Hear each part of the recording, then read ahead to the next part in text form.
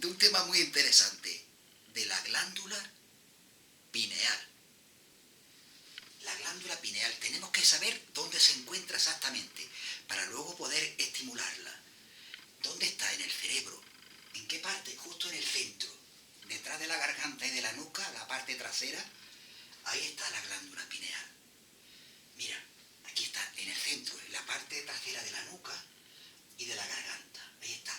Se le dice pineal porque tiene forma de piña y es del tamaño un poquito más grande que un grano de arroz. Mira, aquí estaría exactamente la glándula pineal.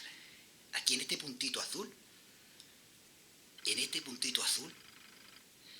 se encontraría, si dividimos el cerebro en dos, justo en el centro está la glándula pineal, en este pequeño puntito. ¿Veis? ¿Veis? Justo en el centro. Y es muy sensible a la luz.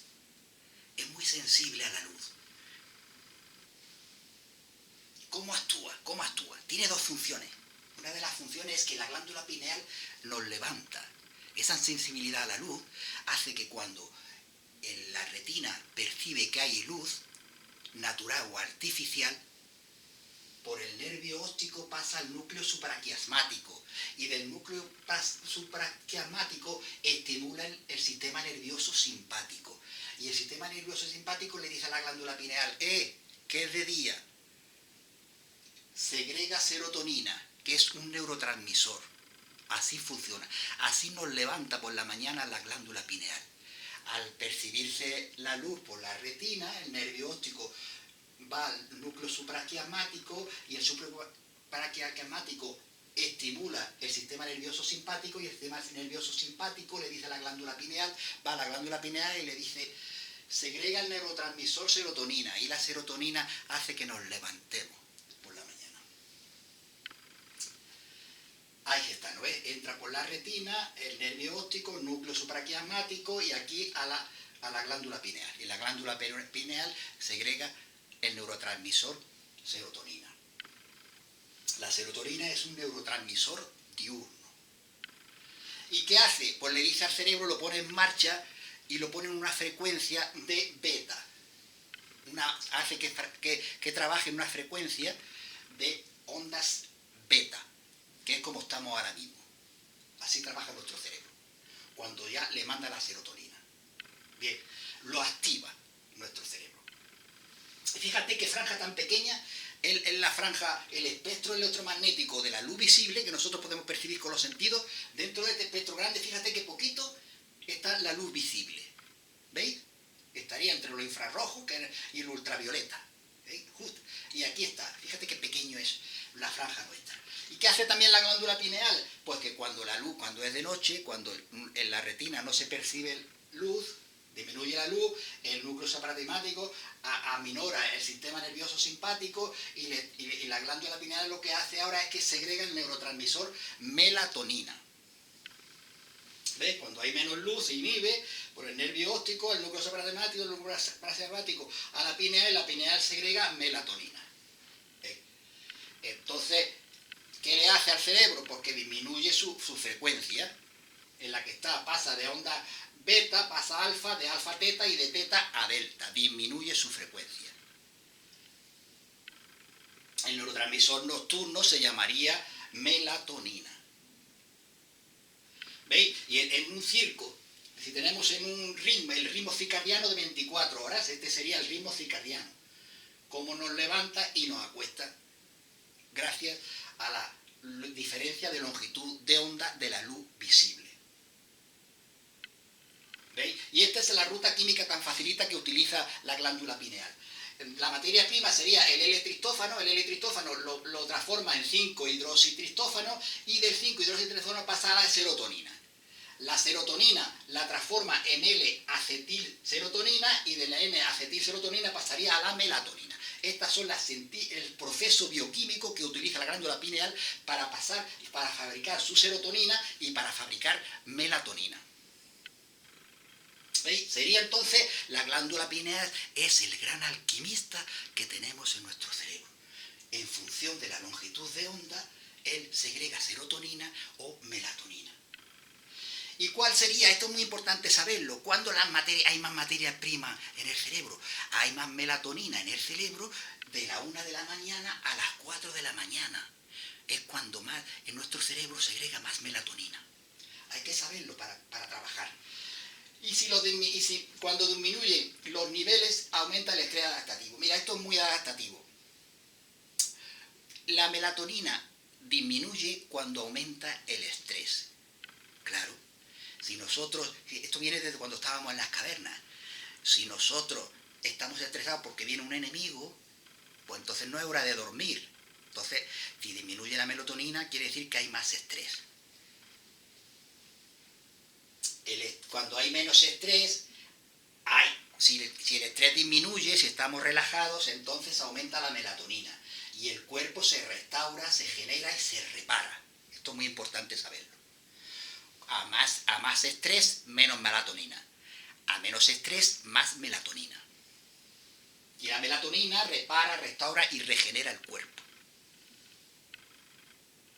Y también repara, el ADN lo repara y aumenta su replicación. Disminuye el cortisol también, que el cortisol es la hormona del estrés, disminuye el cortisol, aquí lo veis, regula el antiestrés en este estudio científico, ¿veis? Y también la melatonina, esto es muy interesante. Cuando estamos estresados, esto dice, la persona que está estresada, ¿qué hace? Transforma los carbohidratos en grasa. Por eso es tan difícil adelgazar cuando estamos estresados. Porque tu organismo, cuando está estresado, esto también viene de cuando estábamos en las cavernas, cuando había tiempos de hambruna, quiere decir que había estrés. Y entonces todo carbohidrato que nos entraba en el cuerpo lo guardaba como grasa. Cuando estamos estresados es muy difícil adelgazar, porque nuestro cuerpo almacena todo carbohidrato que entre en nuestro cuerpo, lo almacena en grasa, por si hay el secreto todavía que va a haber hambruna. ¿Veis? Muy interesante este artículo. ¿Y la melatonina además qué hace? Pues reduce los niveles de triglicéridos, inhibe la arteriosclerosis, aumenta el sistema inmunitario, disminuye el desarrollo del cáncer. Todo eso hace la melatonina. Protege a las neuronas, es un buen neuroprotector de las neuronas. También aumenta el sueño REM, tan importante en el cerebro cuando hacemos el aprendizaje y la memoria en el sueño REM. Lo aumenta. Es también un antioxidante, antienvejecimiento, antienfermedades cardíacas, antiinflamatorio, antimicrobiano. Y también fíjate la semejanza, en un detalle. El ojo de Horus de los egipcios, tiene muy parecido, si cortamos el cerebro, si te das cuenta, es muy parecido. El ojo de Horus representa esta parte del cerebro en la cual el centro sería la glándula pineal. ¿Veis? El ojo de Horus parecido al cerebro, este dibujo de los egipcios. ¿Esto qué quiere decir? Esto significaba una visión profunda y mágica, y de ahí viene el nombre del tercer ojo.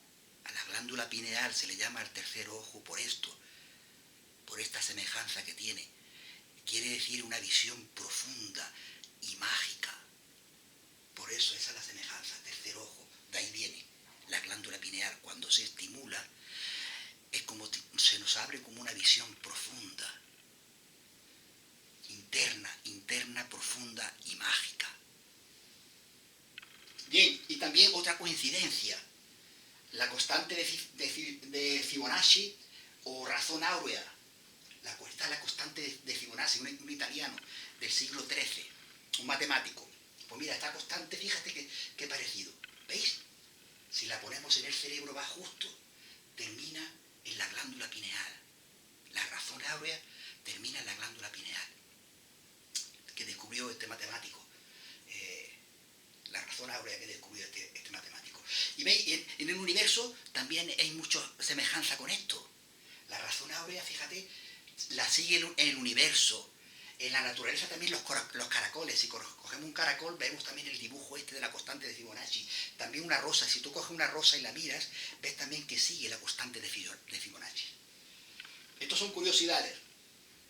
¿Veis? También tenemos que saber que a la glándula pineal le entra una vena y una arteria y le sale, es muy rica en el suministro de sangre, es muy rica en el suministro de sangre.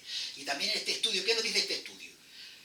La glándula pineal dentro que se compone de pequeños cristales de menos de 20 micrómetros de longitud. Tiene cristales dentro. Esos cristales son responsables de un mecanismo de traducción biológica electromagnética en la glándula pineal, debido a su estructura y sus propiedades piezoeléctricas. Acuérdate solamente de esto. Propiedades piezoeléctricas se dan dentro de la glándula pineal. ¿Qué nos dice más este estudio? Que los microcristales de la glándula pineal aparecen como una pila de romboedros delgados con sus superficies planas en una norma arista a lo largo del cristal. Son como pequeños, fíjate, son romboedros de carbonato de calcio. Eso está compuesto en la glándula pineal. ¿Veis? Aquí lo vemos mejor. Estos son los pequeños cristales. Si se aplica, y se sabe que si se aplica una tensión mecánica y se comienza a comprimir esos cristales, la compresión de esos cristales empieza a producir un campo electromagnético externo. Es decir, toma una forma de energía. Si nosotros, esa tensión mecánica, para convertirla en otra forma de energía, una carga eléctrica. Si aquí en estos cristales hacemos una presión mecánica, la transforma en una carga eléctrica, se transforma en una carga eléctrica. ¿Veis? Presión mecánica, carga eléctrica, se transforma. Si hacemos presión en esos cristales de la glándula pineal. Y también está regido por un campo electromagnético. La Tierra tiene un campo electromagnético, como las palomas mensajeras se orientan por este campo. Tiene también en su cerebro esta facultad de orientarse por este efecto, campo electromagnético. ¿Qué quiere decir el efecto piezoeléctrico? Bien, te leo el efecto piezoeléctrico, que es lo que nos tenemos que quedar. Es la capacidad de ciertos materiales para generar una carga eléctrica como respuesta a una tensión mecánica aplicada. ¿Veis? La palabra piezoeléctrico se deriva del griego piezin, que significa apretar o presionar, y eso en griego significa empujar. Una de las características del efecto piezoeléctrico es que es reversible, lo que significa que los materiales que exhiben el efecto piezoeléctrico directo, la generación de electricidad cuando se aplica estrés, también exhiben un efecto piezoeléctrico inverso, la generación de estrés cuando se aplica un campo eléctrico. Cuando el material piezoeléctrico se coloca bajo la tensión mecánica, un desplazamiento de las cargas positivas y negativas se centran en el material, lo que resulta en un campo eléctrico externo, ¿veis?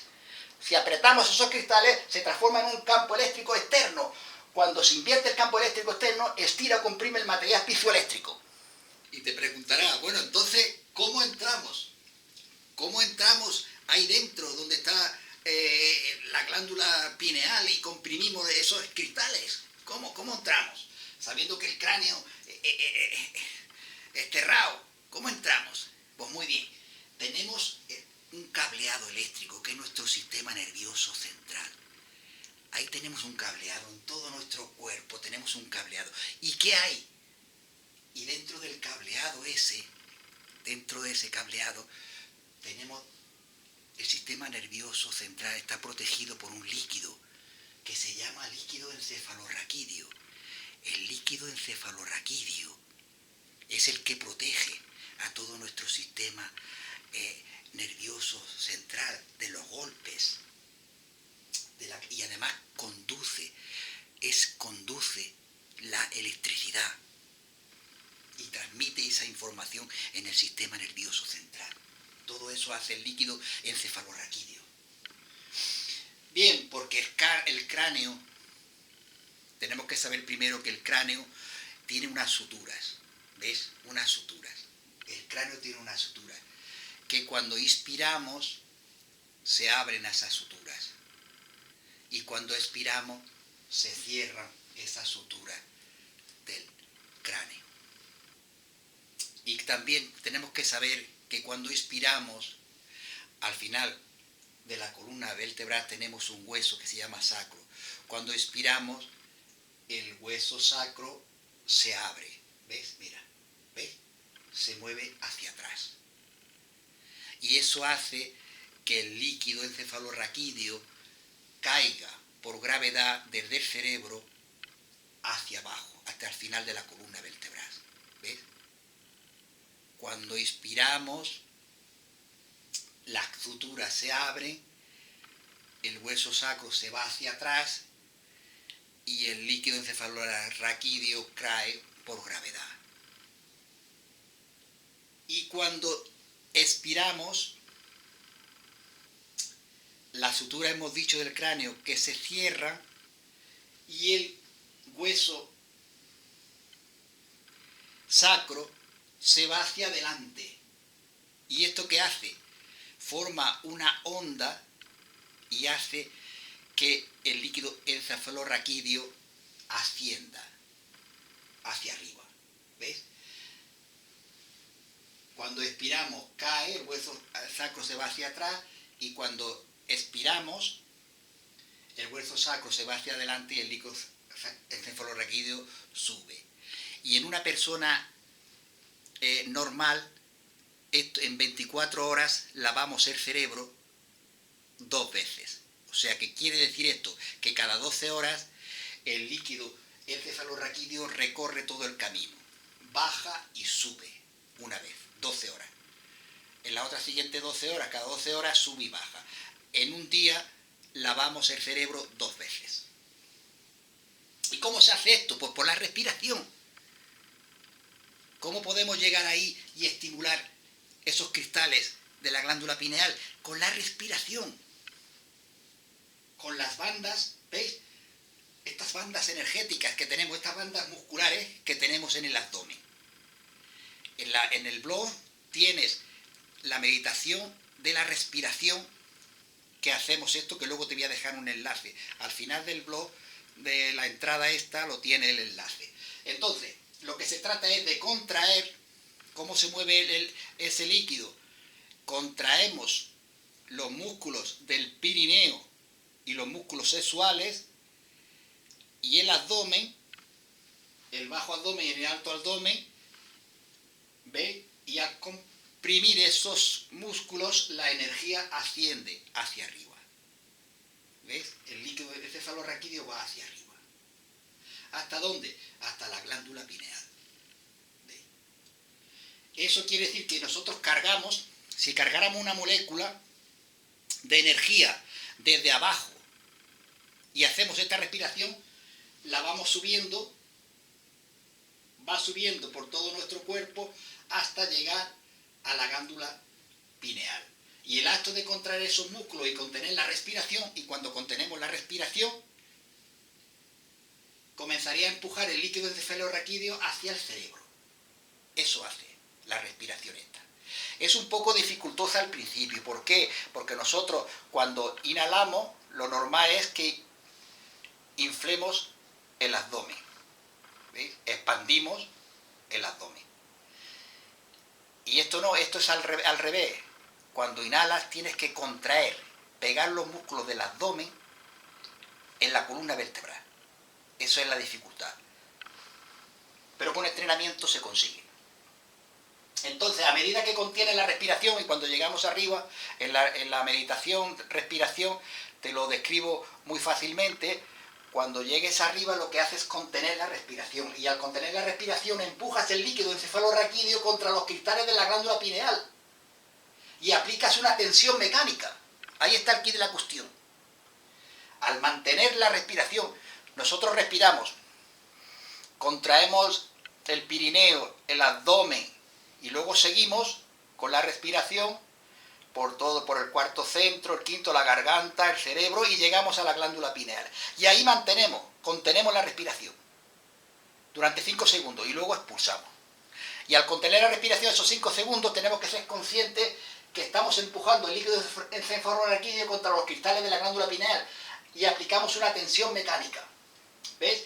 Luego el estrés mecánico comienza a activar eléctricamente esos cristales, y cuando esos cristales se activan eléctricamente estamos encendiendo el receptor de radio del cerebro. ¿Veis? También tenemos que saber que tenemos unos acueductos. En el cerebro tenemos 4 acueductos por donde circula el líquido encefalorraquídeo. ¿Veis? Y mira la glándula. Como hemos dicho, el ojo de Horus es parecido a estos. Por ejemplo, estos serían los ventrículos, los 2 ventrículos laterales que tenemos en el cerebro. ¿Veis? Es muy parecido el ojo de Horus. ¿Veis? Entonces, ¿cómo entra el líquido encefalorraquídeo? Lava el cerebro. ¿Veis? Entra por aquí, va por todos los acueductos cerebrales y está lavando. Cuando inhalas y respiras lenta y constantemente, coordina esa respiración con una contracción de los músculos, lo que está haciendo es llevar energía al cerebro, activarlo eléctricamente. ¿Veis? Nosotros somos como un campo electromagnético. Esto es un imán. Nosotros tenemos un polo norte y un polo sur. En la cabeza estaría el polo norte y el sur en los pies. ¿Veis? Si nosotros ponemos unas virutas de hierro en un folio, toman una forma. Toman un campo, forman un campo energético. Pues eso es, nosotros, aquí estaría el polo norte y aquí el polo sur. Nosotros formamos un campo energético a nuestro alrededor. Este es el campo que muchas veces te hablo. Pues bien, y el 50% de esa energía se almacena en el cerebro y el resto en el cuerpo. Tomamos energía y ¿qué pasa? Que normalmente nosotros, como te he dicho en otro sitio, la energía que tenemos en nuestro campo, alrededor nuestro, la consumimos con nuestras tensiones, con nuestro estrés, la consumimos y la estamos dejando, la almacenamos en esos 3 primeros centros. Por eso se trata, es liberar esa energía que tenemos ahí, la energía vital la tenemos ahí en los 3 centros. Y lo suyo, el propósito de esta respiración es poder liberar esa energía vital que está ahí almacenada, estancada, y subirla a nuestro cerebro, a nuestra glándula pineal y activarla. ¿Veis? Tomamos energía del campo y la almacenamos en los 3 primeros centros en forma de químicos. Nos volvemos entonces más materia y menos energía. Y lo que se trata es estar más tiempo en esa energía. Ser más energía y menos materia. La consumimos esa energía y la hacemos química. Y se almacena en esos 3 centros. ¿Y cuál es? Y la respiración es la forma en la que le devolvemos energía al cerebro. Hay que devolverle esa energía que está ahí encerrada y atascada al cerebro. Y para eso tenemos la respiración. Y si tomas una molécula cargada y la aceleras, vas a producir un campo externo llamado campo de inductancia. Eso se trata, es el producir ese campo de inductancia. Y si mueves varias moléculas cargadas, vas a mover energía así, como un imán, y comienzas a producir lo que se llama un campo toroidal. Ahí está. Entonces, y una vez que la energía comienza a moverse, hay una activación del sistema nervioso simpático. Tomas la energía de los 3 primeros centros y la envías al cerebro. Ese es el propósito. Tomas energía y enviarla al cerebro.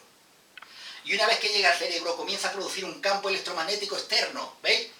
Una vez que llega esa energía al cerebro, empieza a producir un campo electromagnético externo.